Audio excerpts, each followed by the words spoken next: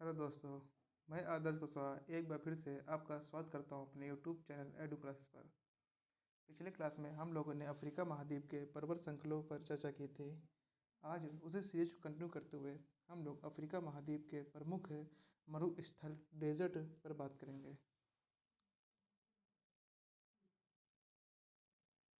तो पहले देखते हैं कि डेजर्ट होता क्या है। डेजर्ट इसे हिंदी में कहते हैं मरुस्थल। इसकी कुछ प्रॉपर्टीज़ होती हैं, जैसे कि पहले देखेंगे रेनफॉल। तो जो डेजर्ट होते हैं मरुस्थल, यहाँ पे बहुत कम वर्षा होती है, तो रेनफॉल क्या होगी, लो या फिर नहीं होती है। एनुअल रेनफॉल जो होती है, एक वर्ष में 25 सेंटीमीटर से कम रेनफॉल होती है डेजर्ट्स में, मरुस्थल में। रेनफॉल कम होने की वजह से यहाँ पर जो ह्यूमिडिटी होती है, इसे मॉइस्चर भी कहते हैं, हिंदी में नमी, ये भी बहुत कम होती है। ह्यूमिडिटी कम होने की वजह से, मॉइस्चर कम होने की वजह से यहाँ का जो एरिया होता है वो ड्राई एरिया होता है, सूखा क्षेत्र होता है, ड्राई एरिया। और यहाँ पे जो बायोडाइवर्सिटी है, वेजिटेशन, जब रेनफॉल बारिश होगी ही नहीं तो पेड़ पौधे भी नहीं होंगे, फ्लोरा फौना भी नहीं होगा।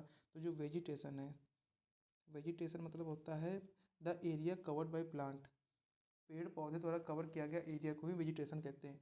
तो यहाँ पे जब रेनफॉल नहीं है, बारिश नहीं है, रेनफॉल कम हो रही है, 25 सेंटीमीटर एवरेज एनुअल रेनफॉल हो रही है, ह्यूमिडिटी मॉइस्चर कम है और ड्राई एरिया है, तो वेजिटेशन भी बहुत कम होता है, दूर दूर तक कोई पेड़ पौधे नहीं दिखते। यहाँ जो प्लांट्स होते हैं कहाँ पर, डेजर्ट में, तो इन प्लांट्स को हम जेरोफाइट कहते हैं। क्या कहते हैं, जेरोफाइट। जैसे कैक्टस हो गया, नागफनी हो गया, तो जेरोफाइट कहते हैं डेजर्ट्स में प्लांट्स को। वेजिटेशन नहीं होगा, अब जब वेजिटेशन नहीं है, जब पेड़ पौधे नहीं है, तो कोई जीव जंतु भी ज़्यादा नहीं होगा, तो जो बायोडाइवर्सिटी है, जैव विविधता हिंदी में कहते हैं इसे, तो बायोडाइवर्सिटी भी बहुत कम होगी। तो बायोडाइवर्सिटी भी कम होगी, यहाँ पे जीव जंतु भी कम होंगे। तो ये हो गया डेजर्ट। अब एक टर्म होता है rainfall, rain forest. Rain forest को हिंदी में कहते हैं वर्षावन। अभी रेन फॉरेस्ट क्या होता है, ये डेजर्ट का इसको अपोजिट कह सकते हैं, जैसे प्रॉपर्टीज़ होती हैं, जैसे कि रेनफॉल। तो जो यहाँ रेनफॉल होता है, ये ऐसे बहुत हाई रेनफॉल होता है। एक साल में अप्रॉक्स 200 से 1000 सेंटीमीटर तक रेनफॉल होता है। तो एनुअल रेनफॉल जो होती है यहाँ रेन फॉरेस्ट में, वो 200 से 1000 सेंटीमीटर तक होती है। यहाँ जो मॉइस्चर ह्यूमिडिटी जो होती है, ये भी बहुत हाई होती है। मॉइस्चर है, रेनफॉल हो रही है, मॉइस्चर भी है, ह्यूमिडिटी भी है, तो यहाँ पे जो वेजिटेशन होगा, ये भी कैसा होगा, डेंस होगा, हाई वेजिटेशन होगा। डेंस जो पेड़ पौधे होंगे बहुत ज़्यादा होंगे और बहुत घने रूप में होंगे पेड़ पौधे, कहाँ, रेन फॉरेस्ट में। वेजिटेशन हो गया, और जब वेजिटेशन है, पेड़ पौधे हैं, तो यहाँ पे बायोडाइवर्सिटी, भिन्न भिन्न प्रकार के जीव देखने को मिलेंगे। तो बायोडाइवर्सिटी भी कैसी होगी, वेरी हाई। ये हो गया रेन फॉरेस्ट, वर्षा वन। अब एक टर्म होता है ग्रासलैंड।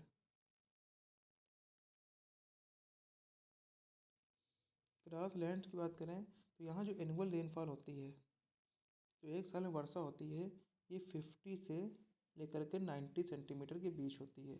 ग्रासलैंड, ऐसा नाम से पता चल रहा है घास के मैदान, तो यहाँ मोस्टली कैसे, ये एरिया जो होता है ग्रास से कवर होता है। यहाँ पे बायोडाइवर्सिटी भी अच्छे खासे बायोडाइवर्सिटी देखने को मिलती है, वेजिटेशन भी अच्छी खासी देखने को मिलती है। पेड़ पौधे होते हैं लेकिन मीडियम में होते हैं, ना कि इतने कम होते हैं कि डेजर्ट की तरह हो, ना ही ज़्यादा होते हैं कि रेन फॉरेस्ट की तरह हो।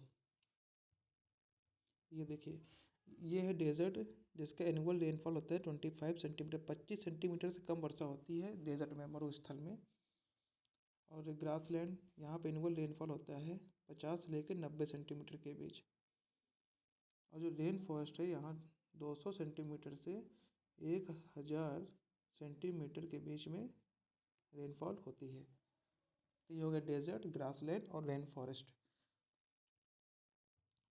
अब देखेंगे अफ्रीका कॉन्टिनेंट में हम लोग को कौन कौन से डेजर्ट्स को कवर करना है, कौन कौन से मरुस्थल पढ़ेंगे। यहाँ अफ्रीका की बात करें तो नॉर्थ में यहाँ पे है सहारा डेजर्ट, यहाँ एक कंट्री है बोट्सवाना। बोट्सवाना में है कालाहारी डेजर्ट। यहाँ कंट्री है नामीबिया, यहाँ पे है नामीब डेजर्ट। यहाँ पे है सूडान में न्यूबियन डेजर्ट। तो मोस्टली मेनली यहाँ पे हम लोग 4 डेजर्ट्स को कवर करेंगे। तो सहारा डेजर्ट बात करें तो कहाँ पे, नॉर्थ उत्तर अफ्रीका में स्थित है। ये देखिए नॉर्थ पार्ट में, ये है सहारा डेजर्ट। कौन सा सहारा डेजर्ट? नामीब डेजर्ट नाम से तो चल रहा है नामीब। यहाँ पे एक कंट्री है नामीबिया। यहाँ पे कौन सा है, यहाँ है नामीब डेजर्ट। बोट्सवाना में कौन सा, कालाहारी डेजर्ट, यह है कालाहारी डेजर्ट। और न्यूबियन डेजर्ट कहाँ पे, यहाँ पे है सूडान, यहीं पे है न्यूबियन डेजर्ट।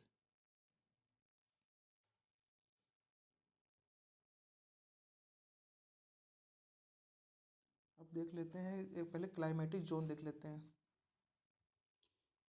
क्लाइमेटिक जोन्स इसे हिंदी में जलवायु क्षेत्र कहते हैं। तो यहाँ ये होते अर्थ के बीचों से जो अक्षांश गुजरती है उसे 0 डिग्री भूमध्य रेखा या इक्वेटर कहते हैं। इसके 23.5 डिग्री पे कौन सी होती है, कर्क रेखा, इसे ट्रॉपिक ऑफ कैंसर कहते हैं।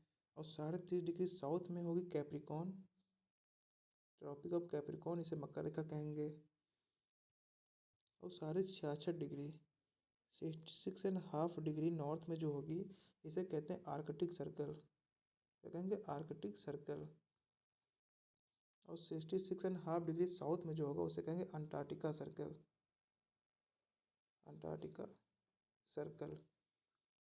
यहाँ पोल्स में होगा 90 डिग्री नॉर्थ पोल, और साउथ में होगा 90 डिग्री साउथ पोल। तो कर्क रेखा के पास या फिर जो भूमध्य रेखा, भूमध्य रेखा के पास जो एरिया आएगा उसे कहेंगे ट्रॉपिकल जोन, हिंदी में उष्णकटिबंधीय क्षेत्र। कहाँ पे आएगा, ये भूमध्य रेखा के पास जो एरिया आएगा उसे ट्रॉपिकल जोन कहेंगे। और जो 23.5 डिग्री उत्तरी अक्षांश और 23.5 डिग्री दक्षिणी अक्षांश, कैंसर और कैप्रिकॉर्न के पास जो एरिया आएगा, या फिर कर्क और मकर रेखा के पास जो एरिया बनेगा उस एरिया को कहेंगे सब ट्रॉपिकल जोन, सब ट्रॉपिकल जोन। इसे हिंदी में कहते हैं उपोष्ण कटिबंधीय क्षेत्र, उपोष्ण कटिबंधीय क्षेत्र। और जो एरिया आर्कटिक सर्कल 66.5 डिग्री उत्तरी अक्षांश और 66.5 डिग्री दक्षिणी अक्षांश, आर्कटिक और अंटार्कटिका सर्कल पर जो बनेगा एरिया उसे कहते हैं temperate zone, temperate zone Hindi में कहेंगे शीतोष्ण कटिबंधीय क्षेत्र। और जो पोल्स में एरिया बनता है उसे कहते हैं पोलर जोन, हिंदी में शीत या ध्रुवीय क्षेत्र। तो यहाँ पे देखिए जो रेड कलर दिख रहा है ये ट्रॉपिकल जोन है, जो रेड कलर में दिख रहा है ट्रॉपिकल जोन है। सबसे टेम्परेचर जो मैक्सिमम टेम्परेचर कहीं पृथ्वी पर होता है ये कहाँ पे, ट्रॉपिकल जोन में होता है, हाईएस्ट टेम्परेचर। और जैसे जैसे इक्वेटर से पोल की तरफ जाएंगे, यहाँ इक्वेटर है, नॉर्थ में पोल, नॉर्थ पोल साउथ पोल। तो इक्वेटर से पोल्स की ओर जाएंगे तो यहाँ टेम्परेचर क्या होगा, टेम्परेचर डिक्रीज करेगा, टेम्परेचर जो होगा डिक्रीज करेगा, टेम्परेचर घटेगा। मतलब कि जो ट्रॉपिकल है या इक्वेटर भूमध्य रेखा के पास सबसे ज़्यादा टेम्परेचर होगा, उसके बाद जैसे जैसे पोल्स के पास जाएंगे तो पोल्स में सबसे कम टेम्परेचर होगा। तो यहाँ सब ट्रॉपिकल जोन्स, ट्रॉपिकल और सब ट्रॉपिकल जोन में मोस्टली यहाँ टेम्परेचर कैसा होता है, हाई होता है। तो टेम्परेचर जो हाई होता है कहाँ पे होता है, ट्रॉपिकल और सब ट्रॉपिकल जोन में। टेम्परेट जोन में जो यहाँ का टेम्परेचर कोल्ड होगा, और पोलर जोन में सबसे कम टेम्परेचर होगा। तो ट्रॉपिकल जोन को हिंदी में कहते हैं उष्णकटिबंधीय क्षेत्र, सब ट्रॉपिकल जोन को कहते हैं उपोष्ण कटिबंधीय क्षेत्र, टेम्परेट जोन कहते हैं शीतोष्ण, और पोलर जोन कहते हैं ध्रुवीय क्षेत्र।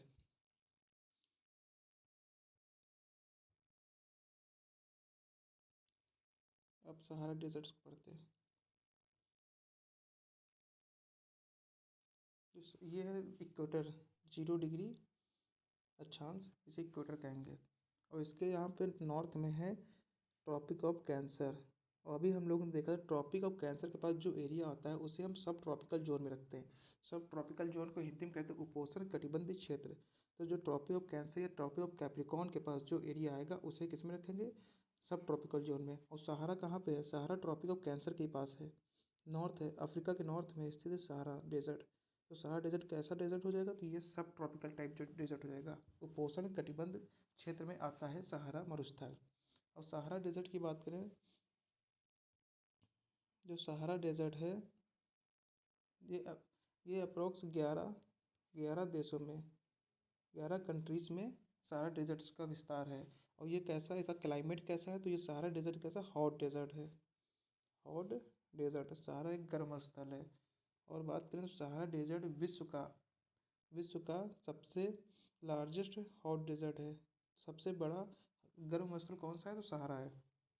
तो लार्जेस्ट हॉट डेजर्ट यानी Sahara, the Sahara desert the world largest hot desert and third desert after Antarctica and Arctic desert.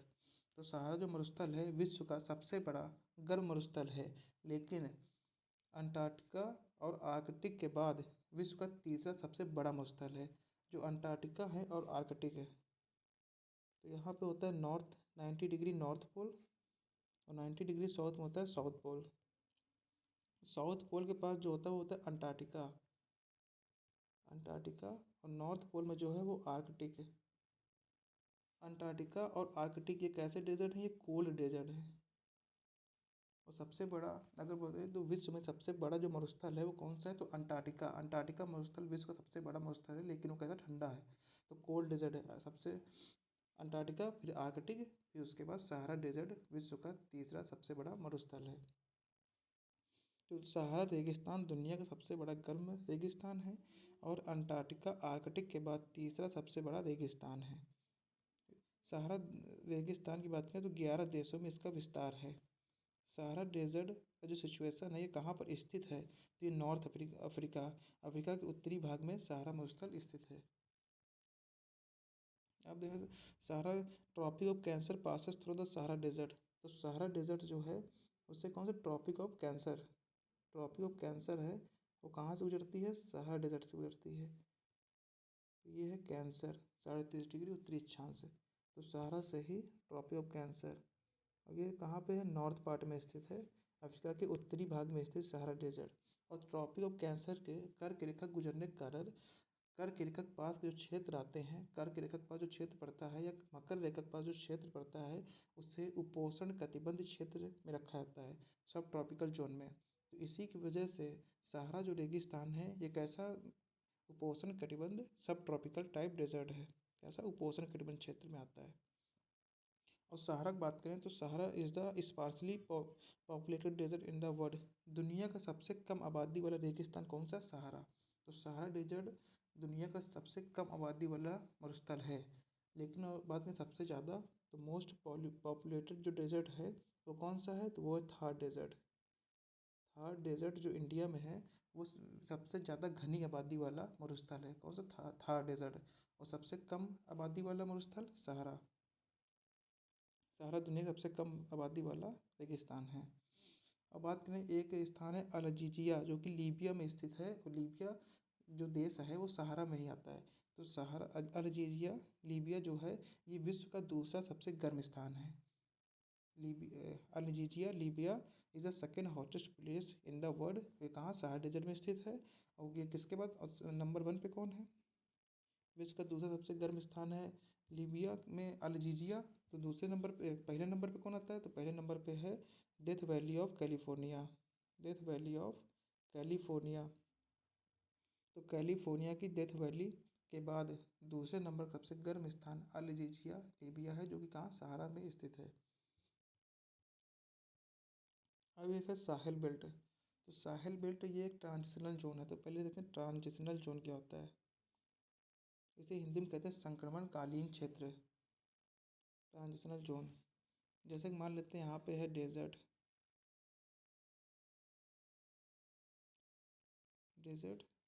उधर है ग्रासलैंड। डेजर्ट की प्रॉपर्टीज़ अलग होंगी, ग्रासलैंड की प्रॉपर्टीज़ अलग होंगी, ठीक। अब डेजर्ट और ग्रासलैंड, और यहाँ इनके बीच में बॉर्डर है। अब ऐसा तो है नहीं कि मरुस्थल से घास के मैदान में जाएंगे तो एकदम से ही जो मरुस्थल है ये ख़त्म होकर घास का मैदान शुरू हो जाएगा। इसके बीच में एक जोन पड़ेगा जिसे कहते हैं ट्रांजिशनल जोन, संक्रमणकालीन क्षेत्र, जिसमें कि मरुस्थल की भी कुछ प्रॉपर्टीज़ होंगी और ग्रासलैंड घास के मैदान के भी कुछ प्रॉपर्टीज़ होंगी। ये एक तरीके से ट्रांजिशनल ये ऐसा जोन होता है जिससे कि डेजर्ट ग्रासलैंड में कन्वर्ट हो रहा होता है, या फिर ग्रासलैंड डेजर्ट में कन्वर्ट हो रही होती है। और इस जोन में डेजर्ट्स की प्रॉपर्टीज़ होंगी, ग्रासलैंड्स की प्रॉपर्टीज़ होंगी, तो इसे कहते हैं ट्रांजिशनल जोन, संक्रमणकालीन क्षेत्र। तो यही साहेल जो है, साहेल बेल्ट, ये कहाँ है? ये सहारा के साउथ में स्थित है।